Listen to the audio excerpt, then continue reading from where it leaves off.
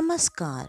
मैं स्नेहा, आपकी दोस्त, एक बार फिर से आप सबका स्वागत करती हूँ आपके अपने चैनल डर का घर में। आज जो कहानी मैं आप सबके लिए लेकर आई हूँ, ये कहानी एक ऐसे अनसुलझे रहस्य की है जिसकी तलाश में कोई कई सालों तक भटकता रहा। कैसे, क्यों और किस लिए, जानने के लिए इस कहानी को आगे सुनना पड़ेगा।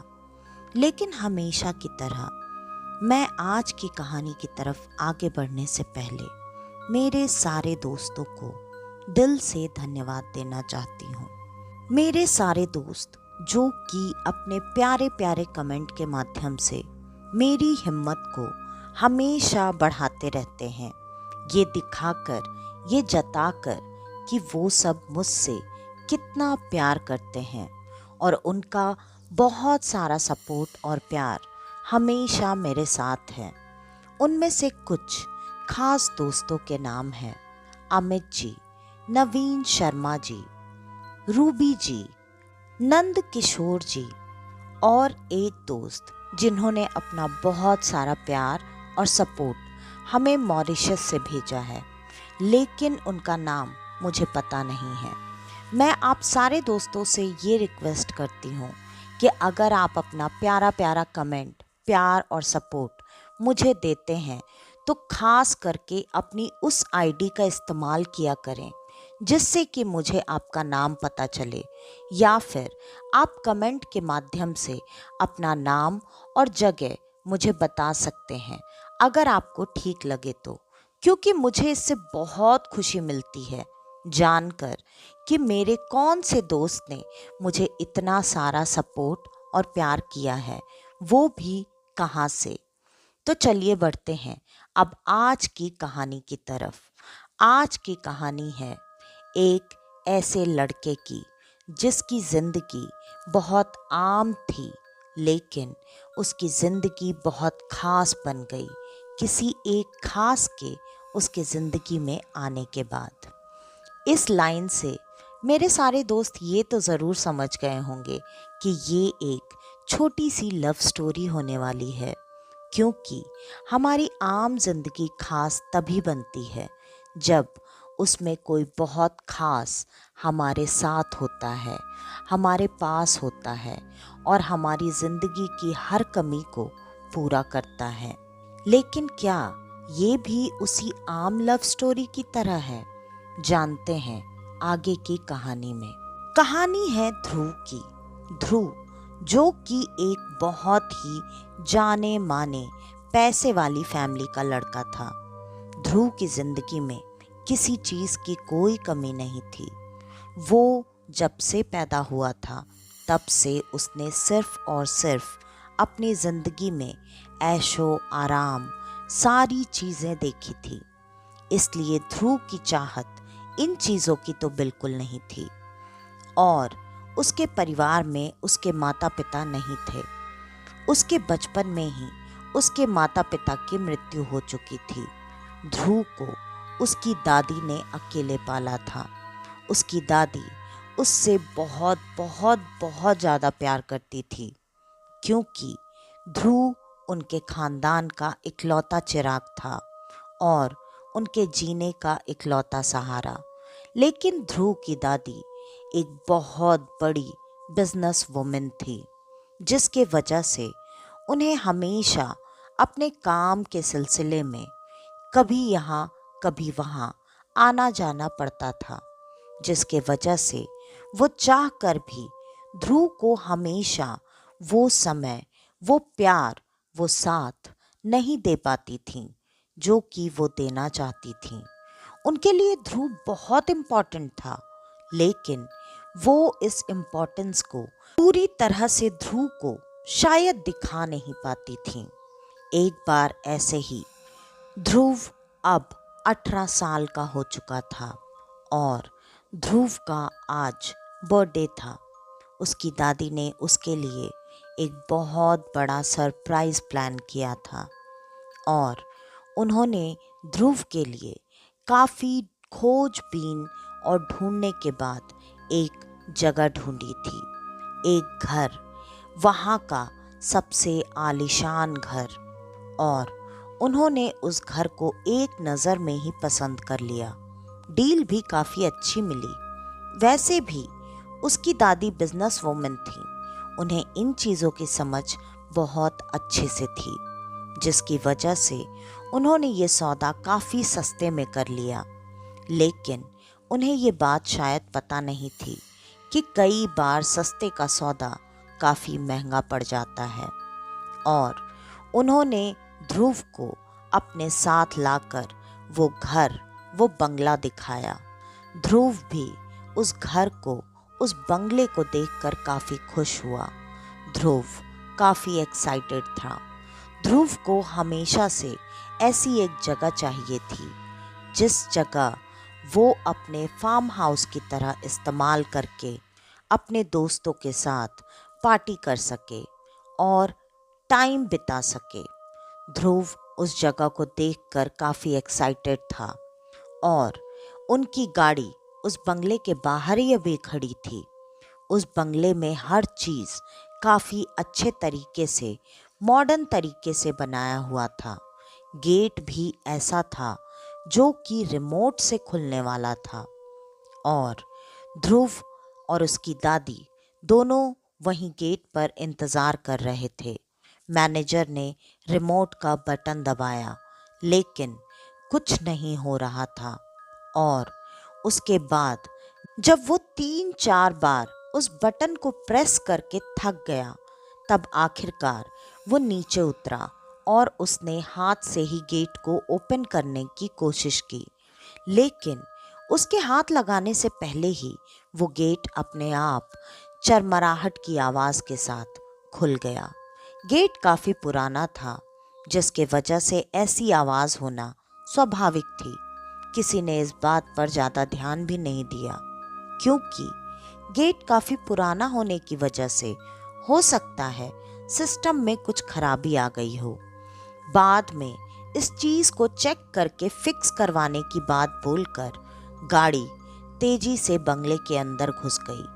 बंगले के सामने अब ध्रुव और उसकी दादी दोनों खड़े थे। ध्रुव पूरी तरह से उस बंगले को देख रहा था। ध्रुव अंदर जाने के लिए काफ़ी एक्साइटेड था और वो अपनी दादी के साथ उस बंगले में एंटर हुआ। वो घर भी पुराना ही था, लेकिन उसे पूरी तरह से दादी ने रेनोवेट करवाया था, सिर्फ और सिर्फ ध्रुव की पसंद के मुताबिक। वहाँ की एक एक चीज़ बहुत अलग तरीके से लाई गई थी, सजाई गई थी, जिससे उस बंगले का लुक और बढ़कर आ रहा था। बंगले के पिछले दरवाजे से आप सीधे समंदर तक जा सकते थे। वो जगह ऐसी थी मानो जैसे जन्नत हो। और उस जगह पर बागीचे, उसमें एक एक फूल ऐसा ऐसा था जिसको देखकर मन पूरी तरह से खुश हो जाए। ध्रुव इतना ज़्यादा खुश और एक्साइटेड था। और दादी ने ये भी बताया कि उन्होंने आज इसी बंगले पर उसके दोस्तों को बुलाकर उसके बर्थडे की ग्रैंड पार्टी का इंतज़ाम किया है। ध्रुव काफ़ी खुश था और ध्रुव को इतनी ज़्यादा खुशी शायद इससे पहले कभी नहीं मिली थी। ध्रुव अपने एक्साइटमेंट में ही सारे बंगले को घूम घूम कर देख रहा था। तभी अचानक उसकी दादी का फ़ोन बजा और दादी ने फ़ोन उठाया। दादी के बात करने के तरीके से ध्रुव को समझते देरी नहीं लगी कि उन्हें किसी ज़रूरी काम से अचानक फिर से एक बार शहर से बाहर जाना पड़ रहा है। पहले तो दादी गुस्सा हुई। उन्होंने ये भी बताया कि उनके पोते का बर्थडे है, लेकिन इस बात से कुछ खास फर्क शायद फ़ोन पर दूसरी तरफ वाले इंसान को नहीं पड़ा, क्योंकि ये काम काफ़ी इम्पोर्टेंट था।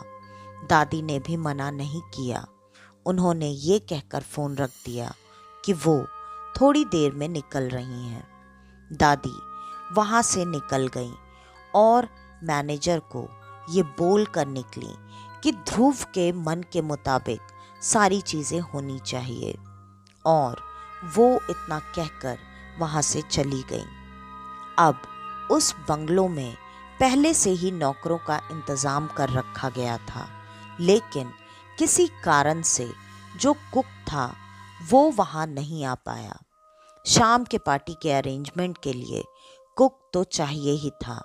मैनेजर ने तुरंत ही ध्रुव से परमिशन ली और वो कुक का इंतज़ाम करने के लिए कहीं बाहर चला गया। ध्रुव उस वक्त अपने नौकरों के साथ वहाँ पर अकेला था। वो अपना अपना काम कर रहे थे और ध्रुव पीछे का दरवाज़ा खोलकर धीरे धीरे कमरे से निकलता हुआ उस बीच की तरफ बढ़ता चला गया। वो वहाँ पर पहुँचा और उस बीच पर बैठकर वो उस नज़ारे का मज़ा ले रहा था। वहाँ एक अजीब सी शांति, एक अजीब सा सुकून था। ध्रुव को ऐसा सुकून पहले शायद कभी महसूस नहीं हुआ था। वो अपनी दादी के जाने की वजह से दुखी तो था, लेकिन उस बीच में शायद कुछ जादू था जिसके वजह से ध्रुव अपनी सारी चिंताएं, सारी परेशानी कुछ देर के लिए भूल गया। तभी अचानक ध्रुव को अपने कानों में फुसफुसाती हुई सी एक कविता की लाइन सुनाई देने लगी और ध्रुव उस कविता को सुनते हुए एक अलग ही दुनिया में खोने लगा। तभी अचानक आकर उसके कंधे पर किसी ने हाथ रखा और तुरंत ही वहाँ का माहौल पूरी तरह से बदल गया, बिल्कुल सामान्य हो गया जैसा कुछ देर पहले तक था। ध्रुव ने दोबारा से उस फुसफुसाहट को, उस कविता को सुनने की कोशिश की, लेकिन उसे अब कुछ भी सुनाई नहीं दे रहा था। ध्रुव ने तब पलटकर पीछे देखा।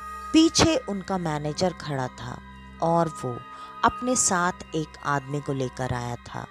उसने तुरंत ही ध्रुव को ये बताकर उस आदमी को इंट्रोड्यूस करवाया कि वो कुक है और वो सारा इंतज़ाम अकेले ही देख लेगा। ध्रुव ने हाँ में सर हिलाया और वो आदमी हाथ बांधे हुए वहीं खड़े होकर ध्रुव को टकटकी लगाए हुए देख रहा था। वो जिस तरह से ध्रुव को देख रहा था, ध्रुव को ये चीज़ थोड़ी सी अजीब लगी।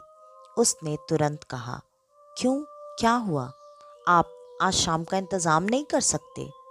इस पर उस आदमी ने तुरंत कहा, नहीं नहीं सर, ऐसी कोई बात नहीं है। मैं सब कर लूँगा, सब देख लूँगा। और वो आदमी तुरंत ही वहाँ से मैनेजर के साथ अंदर उस बंगलों में चला गया। वो बंगलों की तरफ जा तो रहा था, लेकिन फिर भी वो बार बार पलटकर ध्रुव को ही देख रहा था।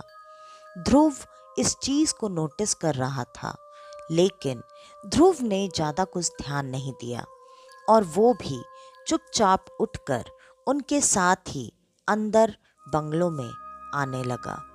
अब कुक और मैनेजर दोनों आगे आगे चल रहे थे। ध्रुव ठीक उनके पीछे था। वो इस बात को नोटिस कर रहा था कि वो कुक काफ़ी अजीब तरीके से बिहेव कर रहा है। वो वहाँ बीच पर भी ध्रुव को बहुत अलग नज़रों से घूर रहा था और यहाँ बंगलों में भी वो एक एक चीज़ को काफ़ी अलग तरीके से देख रहा है। ऐसा क्यों? फिर ध्रुव के मन में एक ख्याल आया कि हो सकता है इसने इससे पहले इतना सुंदर बंगलो या फिर ऐसी कीमती चीज़ें कभी देखी नहीं होंगी, जिसके वजह से वो ऐसा बिहेव कर रहा है। और ध्रुव ने इस बात को टाल दिया। ध्रुव ने अपने लिए ब्रेकफास्ट की मांग की और वो कुक तुरंत ही किचन में जाकर ब्रेकफास्ट की तैयारी करने लगा। उसने ब्रेकफास्ट बनाकर मुश्किल से 20 मिनट में ही रेडी कर दिया और वो ध्रुव के कमरे में लेकर वो ब्रेकफास्ट आ गया। कमरे में आते ही वो अजीब तरीके से कांपने लगा। उसके हाथ में पकड़ी हुई ट्रे लगातार हिल रही थी। कप्स की आवाज़ आ रही थी। ध्रुव ने इस बात को तुरंत नोटिस किया और उसने कहा, क्या बात है, तुम्हारी तबीयत खराब है? मैं काफ़ी देर से नोटिस कर रहा हूँ, तुम बहुत अलग तरीके से बिहेव कर रहे हो, कोई बात है क्या? लेकिन उसने कुछ भी नहीं बोला। उसने यही कहा, हाँ सर, थोड़ी तबीयत खराब है। और इतना कहकर उसने तुरंत उस कमरे में नाश्ते का ट्रे रखा और वहाँ से बहुत तेजी से निकलकर चला गया। अब मैनेजर भी इन चीज़ों को देख रहा था। उसने तुरंत उस कुक को साइड में बुलाया और बुलाकर उससे ये जानने की कोशिश की कि आखिरकार क्या बात है, वो इस तरीके से बिहेव क्यों कर रहा है। कुक ने काफ़ी पूछने के बाद डरते डरते उस बंगलों के बारे में कही गई कुछ चीज़ें मैनेजर को बताई। उसने कहा, आप लोगों ने ये बंगलो क्यों लिया? आपने इस बारे में कुछ सुना नहीं है क्या? ये बंगलो बहुत सालों से खाली पड़ा हुआ है। कहते हैं कि यहाँ की मालकिन जब से अचानक गायब हो गई, तब से यहाँ पर कोई नहीं आया और किसी को नहीं पता कि वो कहाँ गई। और इस बंगलों में कहते हैं कि अक्सर वो दिखाई भी देती हैं। हम हम सब यहाँ पर आने से बहुत डरते हैं और आप तो ये बंगलो खरीद कर यहाँ रहने आ गए, लेकिन क्यों?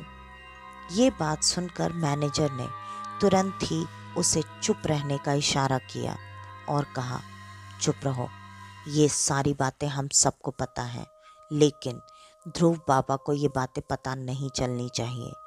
वो और मेरी बड़ी मालकिन इन बातों पर बिल्कुल भरोसा नहीं करती हैं और ऐसा कुछ नहीं होता। तुमने क्या खुद अपनी आंखों से देखा है? उस कुक ने डरते हुए नहीं में सर हिलाया और कहा, सॉरी सर, आज के बाद से ध्यान रखूंगा। और इतना कहकर वो फटाफट बढ़ता हुआ किचन की तरफ चला गया शाम के पार्टी की तैयारी के लिए। और शाम होते होते बंगलों की रौनक और ज़्यादा बढ़ चुकी थी। बंगलों को इस तरह से सजाया गया था मानो जैसे किसी की शादी हो रही हो, और शायद दुल्हन वही बंगलो है। उस बंगलों की रौनक देखते ही बनती थी। खाने की अलग अलग वैरायटी बहुत बड़े टेबल पर सजाई गई थी और एक से बढ़कर एक डिशेस वहाँ पर मौजूद थे। सारी तैयारी बहुत अच्छे से हो चुकी थी। सारे लोग, सारे मेहमान धीरे धीरे आने लगे। ध्रुव भी शाम की पार्टी के लिए तैयार हो चुका था। लेकिन ध्रुव जब अपने कमरे में तैयार हो रहा था, तब उसके बेड पर एक सूट निकालकर बाहर रखा हुआ था। ध्रुव को ये लगा कि ये सूट उसकी दादी ने ही उसे गिफ्ट किया होगा, जिसे मैनेजर बिना बोले ही बिस्तर पर सामने रखकर चला गया। वहाँ और भी कई सारी चीज़ें, उसकी घड़ी, उसका वॉलेट और उसकी सारी चीज़ें बिल्कुल सलीके से रखी हुई थीं। ध्रुव भी फटाफट तैयार होकर पार्टी में आ चुका था। गेस्ट बहुत सारे थे। ध्रुव के सारे दोस्त, उसके अलावा भी और कई लोग पार्टी में मौजूद थे। ध्रुव ने बहुत अच्छे से अपना बर्थडे सेलिब्रेशन किया और लगभग रात के 1 बज चुके थे। पार्टी धीरे धीरे खत्म हो रही थी। सारे लोग अब जा रहे थे। ध्रुव को काफ़ी थका हुआ महसूस हो रहा था, जिसकी वजह से ध्रुव ने अपने मैनेजर को ये कहकर वो अपने कमरे में चला गया कि तुम बाकी के गेस्ट को सी ऑफ कर देना, मैं अपने कमरे में आराम करने के लिए जा रहा हूँ। और वो अपने कमरे में तो गया, लेकिन वो कमरे में बिस्तर पर लेटने की बजाय उसी बीच पर वापस पहुंच गया और वहां पहुंचकर वो थोड़ी देर के लिए आंखें बंद करके वहीं बीच पर खड़ा रहा, वहाँ की ठंडी हवाएं और वहाँ के मौसम का मज़ा लेते हुए। तभी वो आवाज़, वो खुसफुसाहट अचानक फिर से उसके कानों में सुनाई देने लगी। अब ध्रुव ने उस आवाज़ को ढूंढने की कोशिश की। तभी ध्रुव की नज़र उस बीच पर काफ़ी दूर पड़ी और उसने देखा वहाँ सफ़ेद कपड़े में कोई चमचमाती हुई सी चीज़ दूर से दिखाई दे रही थी। ऐसा लग रहा था मानो कोई लड़की सफ़ेद कपड़े में सफ़ेद ज्वेलरी के साथ वहाँ पर बैठी हुई है, जो चांद की रोशनी में चांदनी की तरह चमक रही थी। ध्रुव धीरे धीरे उसकी तरफ बढ़ता चला जा रहा था। वो जब उस लड़की के पास पहुंचा, उसने देखा वो लड़की कुछ लिख रही थी। ध्रुव ने बिना कुछ आवाज़ किए वहाँ पर जब पहुंचकर उस डायरी में झांकने की कोशिश की, तब वो वही कविता की लाइनें लिख रही थी जिसकी फुसफुसाहट, जो आवाज़ उसे सुनाई दे रही थी। तब ध्रुव को ये लगा कि शायद मैंने सुबह भी इसी लड़की की आवाज़ और ये कविता सुनी थी। और ध्रुव ने तुरंत ही उस लड़की को आवाज़ देते हुए कहा, हाय, आप कौन हैं? मेरा नाम ध्रुव है, ये घर मेरा है। उस लड़की ने बिना कुछ बोले, बिना ध्रुव की तरफ देखे जवाब दिया, मेरा नाम सारा है। उस लड़की की आवाज़ बहुत मीठी थी और ये वही आवाज़ थी जो आवाज़ उसे उस कविता के साथ आ रही थी। ध्रुव समझ चुका था, सुबह भी ध्रुव ने यही आवाज़ सुनी थी। ध्रुव ने सोचा कि उसने इधर उधर देखा नहीं था, इसलिए शायद उसे पता नहीं चला कि यहाँ कोई लड़की बैठी हुई है। ध्रुव ने तुरंत अपनी बात आगे बढ़ाते हुए कहा, मैंने सुबह भी आपकी कविता सुनी थी। आप ये कविता खुद लिख रही हैं क्या? बहुत ही अच्छी है, मुझे बहुत पसंद आई। इस पर उस लड़की ने सिर्फ हाँ में सर हिलाया। ध्रुव उससे बातें करना चाहता था, उसकी आवाज़ को दोबारा सुनना चाहता था, लेकिन ध्रुव के काफ़ी सारी बातें करने के बाद आखिरकार वो लड़की उठकर खड़ी हुई और बढ़कर आगे की तरफ जाने लगी। ध्रुव ने नज़र दौड़ाकर देखा, आगे दूर दूर तक कुछ भी दिखाई नहीं दे रहा था। ध्रुव ने उस लड़की से पूछा, आप कौन हैं? आप कहाँ रहती हैं और उधर कहाँ जा रही हैं? तब उस लड़की ने पलटकर जवाब दिया, मैं कहीं नहीं जा रही, मैं तो यहीं रहती हूँ। और इतना कहकर वो चुपचाप वहाँ से चली गई। ध्रुव उस लड़की के चेहरे को, उस लड़की की आवाज़ को भूल ही नहीं पा रहा था और ध्रुव लगातार तब तक उस लड़की को देख रहा था जब तक वो लड़की उसकी आंखों से ओझल नहीं हो गई। और ध्रुव काफ़ी देर तक वहीं उस लड़की के बारे में खड़ा खड़ा सोचता रहा। आखिरकार ध्रुव अपने कमरे में आया। ध्रुव काफ़ी थका हुआ था, लेकिन फिर भी अब उसे नींद नहीं आ रही थी। जैसे वो लड़की उसके मन का सुख, चैन, नींद सब कुछ चुरा कर लेकर चली गई। उस लड़की में कुछ अलग सा सम्मोहन, कुछ अलग सा खिंचाव था और वो लड़की अब ध्रुव के दिमाग से उतर ही नहीं रही थी। वो ऐसे ही उस लड़की के बारे में सोचते सोचते कब सोया उसे तो पता ही नहीं चला। आखिरकार सुबह उसकी नींद खुली और सुबह उसकी नींद खुलते ही सामने जब उसने देखा तो सामने सारा खड़ी थी, वहीं बीच पर उस समंदर की तरफ अपना चेहरा किए हुए। लेकिन ध्रुव सारा को पीछे से भी पहचान गया और वो तुरंत उठकर सारा के पास पहुंच गया और उसने सारा को पता नहीं क्यों अपने मन की सारी बातें बता दी। मैं रात भर आपके ही बारे में सोचता रहा, पता नहीं, आप में एक अजीब सा जादू है जो मुझे आपकी तरफ खींच रहा है। आप कौन हैं? मैं आपके बारे में जानना चाहता हूँ। तब उस लड़की ने ध्रुव की तरफ देखा और एक प्यारी सी मुस्कान के साथ ध्रुव को कहा, तुम मेरे बारे में सब कुछ जान जाओगे। इतना कहकर सारा ने उसकी तरफ अपनी डायरी को बढ़ा दिया और वो वहां से फिर से एक बार चली गई। अब ध्रुव ने उस डायरी को लिया और वो समझ गया कि सारा अपनी डायरी देखकर उसे अपने बारे में सब कुछ बताना चाहती है। और ध्रुव ने उस डायरी को तुरंत ही पढ़ना शुरू किया और जैसे ही उसने उस डायरी को खोला, तुरंत उसके दरवाजे पर दस्तक हुई।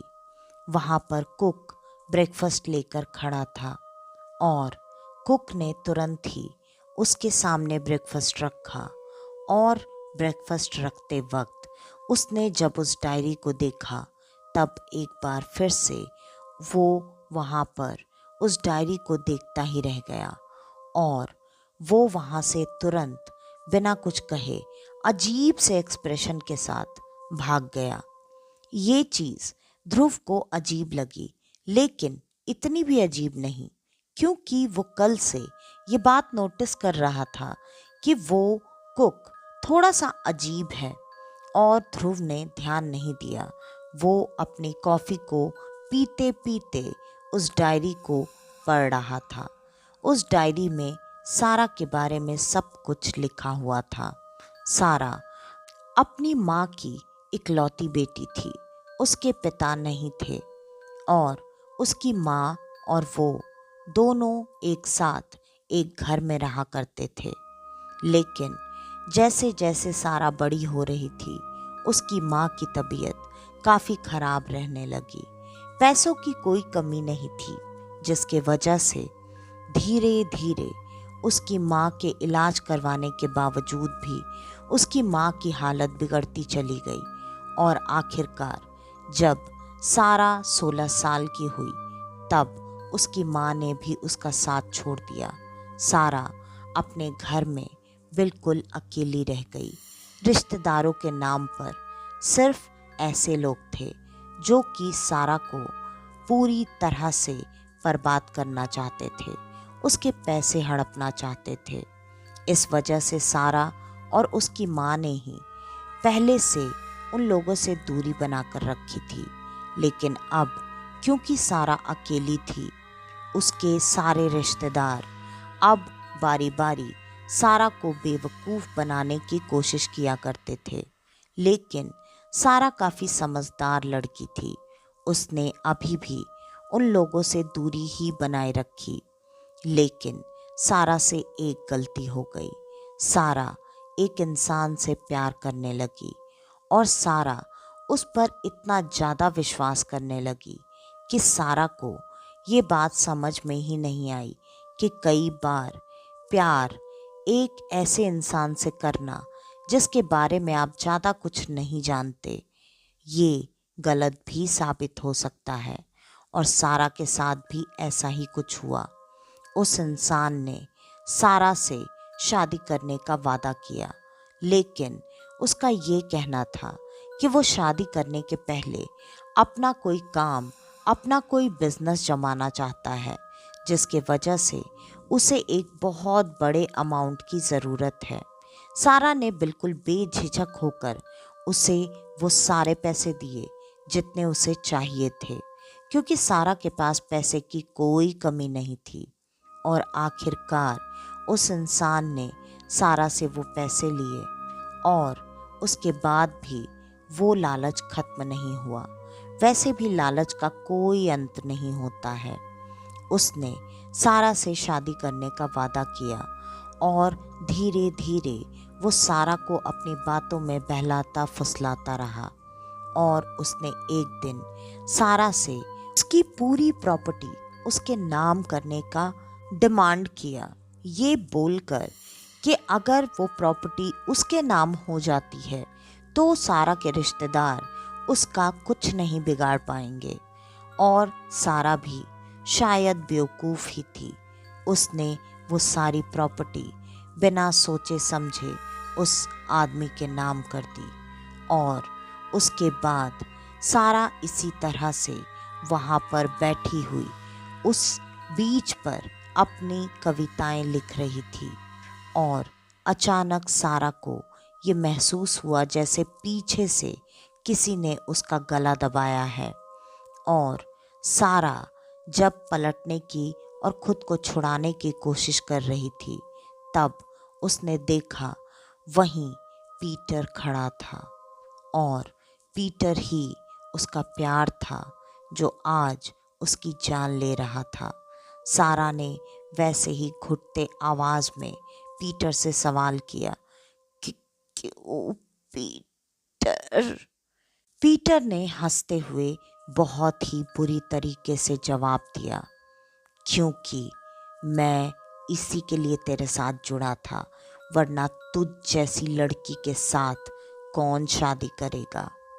और इतना कहकर उसने देखते ही देखते सारा का गला दबा दिया और उसे वहीं उसी बीच पर कहीं गाड़ दिया। अब ये पढ़ते ही जैसे ध्रुव के पैरों के नीचे से जमीन निकल चुकी थी।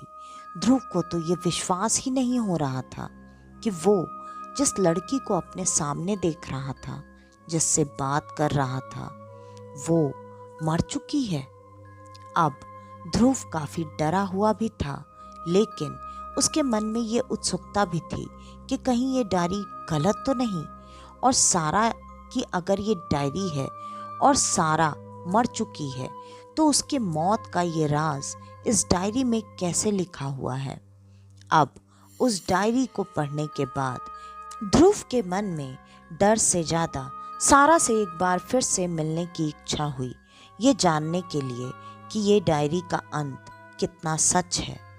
और उसके इतने सोचने की ही देर थी, उसने दोबारा जब बीच की तरफ नजर घुमाकर देखा तो वहाँ सच में सारा खड़ी थी।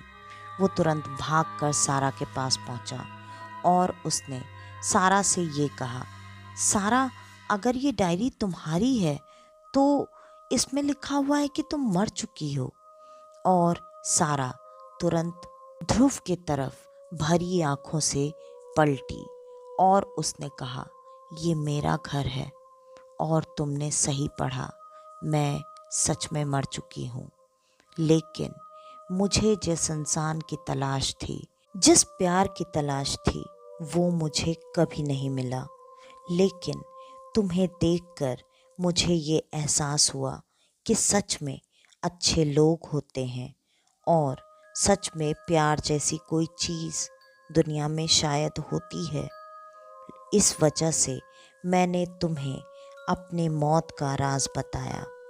और ये बात सुनकर ध्रुव को बुरा भी लग रहा था, लेकिन ध्रुव खुद को उससे अलग नहीं कर पा रहा था। ध्रुव को सच में पहली नज़र में ही सारा से सच्चा प्यार हो चुका था और वो प्यार अब इतना कुछ जानने के बाद भी घटने और कम होने का नाम नहीं ले रहा था। क्या ये सच में था? अब ध्रुव उसकी ये बातें सुनकर दुखी हो चुका था। ध्रुव की आंखों से आंसू बह रहे थे। ध्रुव भी बचपन से ही सिर्फ और सिर्फ प्यार का ही भूखा रहा था और सारा की भी कहानी सिर्फ वही थी। शायद यही रीज़न था कि उन दोनों में इतने कम समय में इतना ज़्यादा जुड़ाव हो चुका था। और सारा ने अब जो बात ध्रुव को बताई, वो बात सुनकर ध्रुव को एक बहुत बड़ा झटका लगा। सारा ने उसे ये बताया कि तुम्हारे यहाँ जो कुक है वो वही इंसान है जिसने मुझे मारा था। मतलब वो वही पीटर है जिसने मेरी हत्या की थी।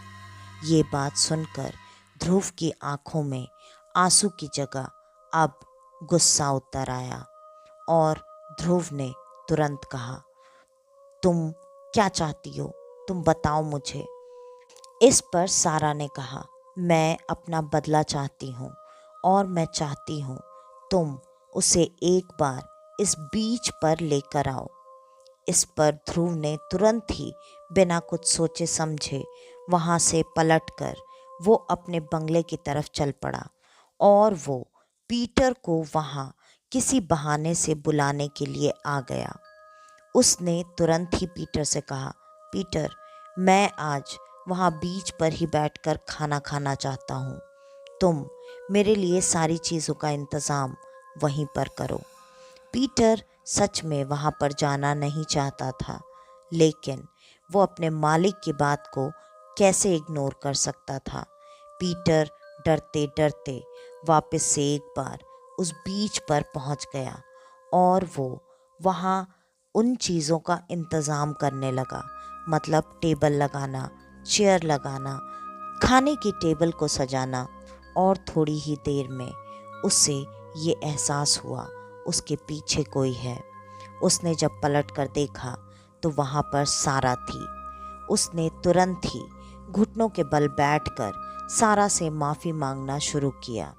दूर खड़ा होकर ध्रुव ये सब कुछ देख रहा था और उसके देखते ही देखते सारा ने पीटर को उछालकर हवा में उस समंदर के अंदर डुबाना शुरू कर दिया और धीरे धीरे पीटर का दम घुट गया। उसकी लाश भी वहीं समंदर में कहीं अंदर खिंचती चली गई। ध्रुव ये चीज़ें देख रहा था। ध्रुव नेचर से बिल्कुल भी लड़ाई झगड़ा करने वाला या अग्रेसिव नहीं था, लेकिन इस दृश्य को देखकर भी उसे बिल्कुल भी ना तो दुख हुआ ना ही वो डरा। वो वापस से सारा के पास आया और सारा से बातें करने लगा। थोड़ी देर उन दोनों में बातें हुई। उसके बाद सारा ने उससे ये कहा, आज मेरे मन की शांति हो चुकी है। मैं बहुत खुश हूँ कि मेरे इस घर में, जहाँ मैं हमेशा प्यार चाहती थी, वहाँ आज एक ऐसा इंसान है जिसके बारे में मैं जानती हूँ कि वो खुद बहुत प्यारा इंसान है और उसके मन में सबके लिए प्यार ही प्यार है। मुझे तुम्हारी वजह से शांति मिल गई। मैं यहाँ से आज जा रही हूँ। इतना सुनते ही ध्रुव ने तुरंत कहा, नहीं सारा, मुझे छोड़कर मत जाओ। मैं तुम्हारे साथ रहना चाहता हूँ। सारा ने उससे ये कहा, काश ये हो पाता, लेकिन तुम्हें पता है ये पॉसिबल नहीं है। और इतना कहकर उसकी आंखों के सामने से सारा धुआं बनकर कहीं गायब हो गई। लेकिन आज भी ध्रुव वहीं उसी बीच पर अपना वक्त घंटों बिताया करता है और वो आज भी ऐसे ही बातें किया करता है जैसे सारा उसके साथ ही है। तो क्या सच में सारा चली गई या सारा आज भी उसके साथ है? लेकिन इस हादसे के बाद से ध्रुव ने कभी खुद को अकेला महसूस नहीं किया और ध्रुव की जिंदगी में जो एक प्यार की कमी थी, उसके मुताबिक अब वो कमी पूरी हो चुकी है। तो आज की ये कहानी यहीं पर ख़त्म होती है। आपको हमारी आज की ये कहानी कैसी लगी, हमें कमेंट करके ज़रूर बताइएगा। और अगर आपको हमारी ये कहानियाँ पसंद आती हैं तो ज़्यादा से ज़्यादा हमारी इन कहानियों को शेयर करें। और अगर आपके पास आपकी ऐसी कोई कहानी या फिर आपका ऐसा कोई पर्सनल एक्सपीरियंस हो तो आप हमारे साथ वो शेयर कर सकते हैं। तो आज के लिए बस इतना ही। मैं स्नेहा, आपकी दोस्त, आज के लिए लेती हूँ अलविदा। वापस से आपसे मिलने आऊँगी और आप सबको लेकर जाऊँगी कुछ जाने अनजाने किस्से कहानियों के सफ़र पर, आपका अपना डर का घर में। तो तब तक के लिए नमस्कार।